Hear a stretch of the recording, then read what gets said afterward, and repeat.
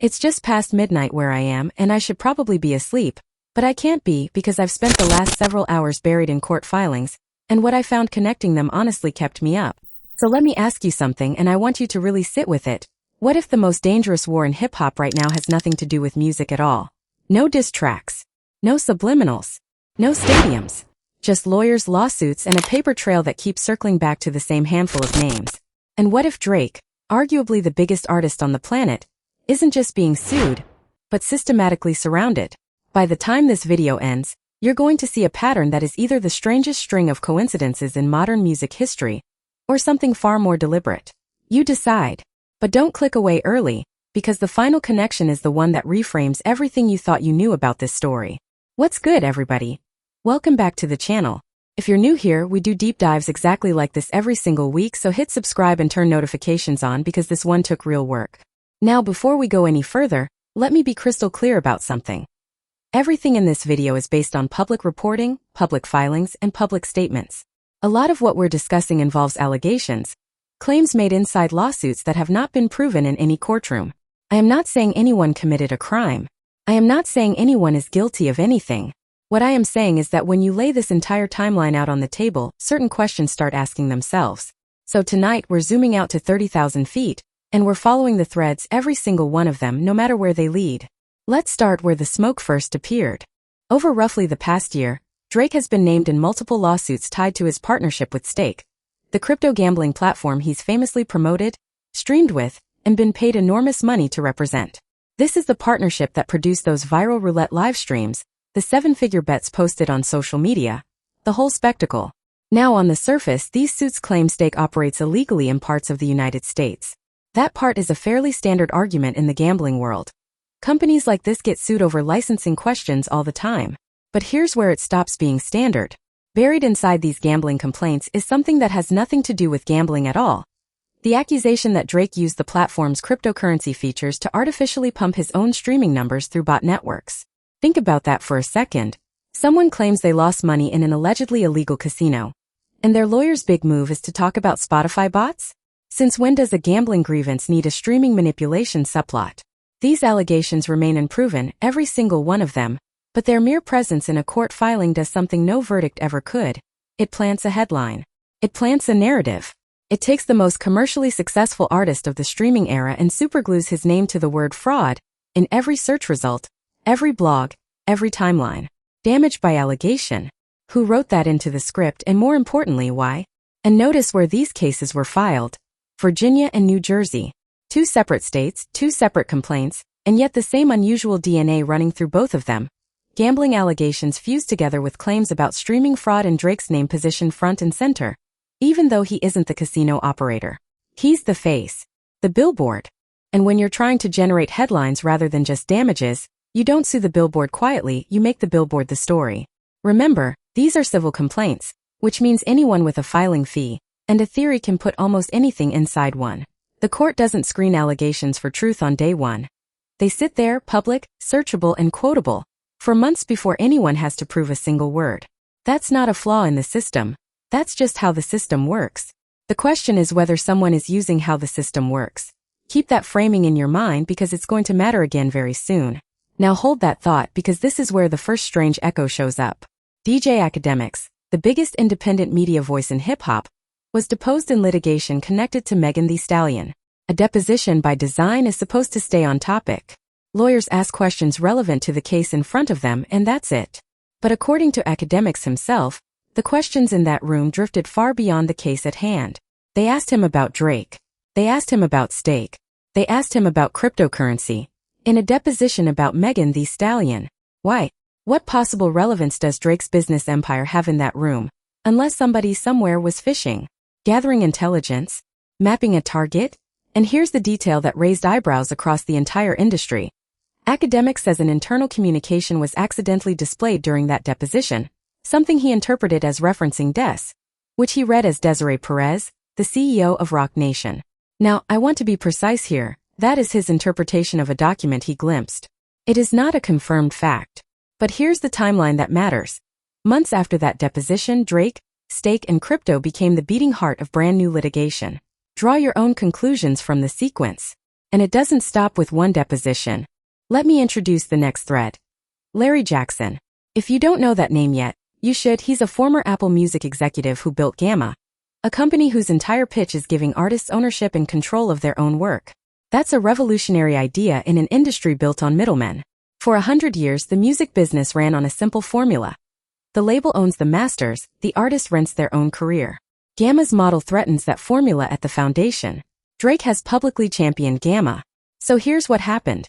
During the run-up to Drake's Iceman project, anonymous websites materialized out of thin air, accusing Jackson and Gamma of fraud, of botting, of fake streams. Anonymous. No author, no accountability, no traceable owner. Just accusations launched from the digital shadows at the exact moment Drake's next era was ramping up. Jackson has denied every bit of it, and is actively taking legal steps to unmask whoever built those sites. And then Akademiks claim Jackson reached out to him directly, because Jackson believed the two of them were experiencing the same kind of attack. The same accusations, the same fingerprints, different targets, and notice the efficiency of it. You don't need to win a lawsuit to damage a rollout. You just need the word botting trending the week an album drops. So now we have lawsuits against Drake, off-topic questions aimed at Akademiks, and phantom websites against Jackson, all circling the same themes. Coincidence? Maybe. But let's keep pulling threads. Because thread number 3 is money, and in my experience money is never a coincidence. Everybody knows Drake is the face of Stake. What fewer people know is what Jay-Z has been building on the other side of that exact same industry. Jay-Z isn't just a rapper with NFL business ties. He invested in Fanatics and became vice chairman of Fanatics betting and gaming. Now look at how these two empires are shaped because the contrast is everything. Stake's core crypto casino isn't licensed as a conventional U.S. casino. Its American arm runs on a sweepstakes model, controversial, legally challenged, and now being sued. Fanatics, by contrast, is a fully regulated, league-approved machine built to dominate the legal American betting market. So picture the chessboard, the most famous celebrity ambassador of the unregulated crypto casino model on one side, and one of the most powerful figures in entertainment holding equity in the regulated competitor on the other. If Stake's American operation collapses under legal pressure, who inherits that market? That's not an accusation, that's just arithmetic. A commercial conflict, plain and simple, between the worlds surrounding Drake and Jay-Z. But wait, because the gambling angle is just the entry point. The deeper you dig, the more this story stops being about business and starts being about lawyers. So who actually filed those lawsuits against Drake in Virginia and New Jersey? Attorneys from a small firm called Impressa Legal Group. Not a household name. Not a giant. But here's the part that made me pause. Several of those attorneys previously worked at a much bigger firm, Reed Smith. Now, lawyers moving between firms is completely normal. It happens every single day in the legal world. On its own, it means absolutely nothing. But Reed Smith isn't just any firm in this story. Reed Smith has represented Roc Nation and its CEO Desiree Perez in other matters. And content creators have claimed publicly that when Roc Nation comes knocking with copyright takedowns, the paperwork arrives on Reed Smith letterhead. Some of those creators say they fought those takedowns on fair use grounds and won. So to be absolutely clear, none of this proves Roc Nation directs Impressa. Lawyers changing jobs is not a conspiracy, and I won't insult your intelligence by pretending otherwise. But when the same firm keeps materializing at every single intersection of this story, at some point you stop calling it scenery and you start calling it a pattern. Now here's where the map gets genuinely strange. Jay-Z co-founded the Reform Alliance, a criminal justice reform organization focused heavily on probation reform. Desiree Perez sits on its board.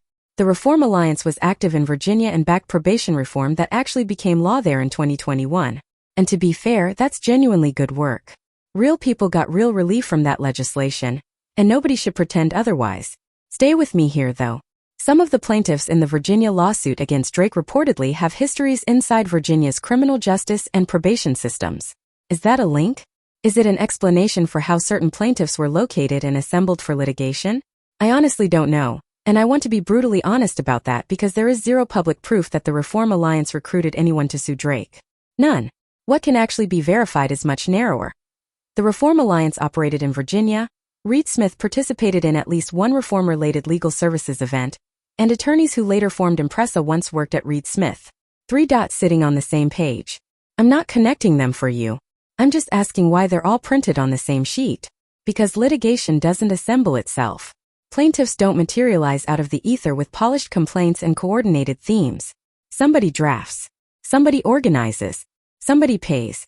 And if you think this pattern sounds familiar, that's because it should. Just ask Tony Buzbee.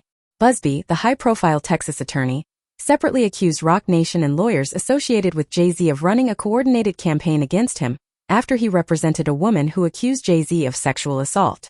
Jay-Z flatly and forcefully denied those allegations, and that case was dismissed with prejudice. Full stop, and that matters. Facts matter, even when they're inconvenient to a good story, and the dismissal is a fact. But the war between Buzbee and Jay-Z's camp never actually ended. Buzbee went on to allege that people connected to Roc Nation and major law firms were attempting to recruit his own former clients to file cases against him. Recruitment allegations. Litigation allegedly used as a weapon. Sound familiar? Because that's structurally the same theory now floating around the lawsuits aimed at Drake. And here's what makes the Buzbee chapter impossible to ignore. Buzbee isn't a conspiracy blogger. He's a decorated trial lawyer with verdicts worth hundreds of millions of dollars. When someone with that profile stands up and says, "People are manufacturing litigation against me," dismissing it out of hand isn't skepticism, it's denial. Buzbee and Jay-Z, by the way, still have legal battles on the calendar, and Desiree Perez is facing her own court dates as well. And remember the bizarre detail from that dismissed case. The accuser said unidentified people showed up at her home and secretly recorded her.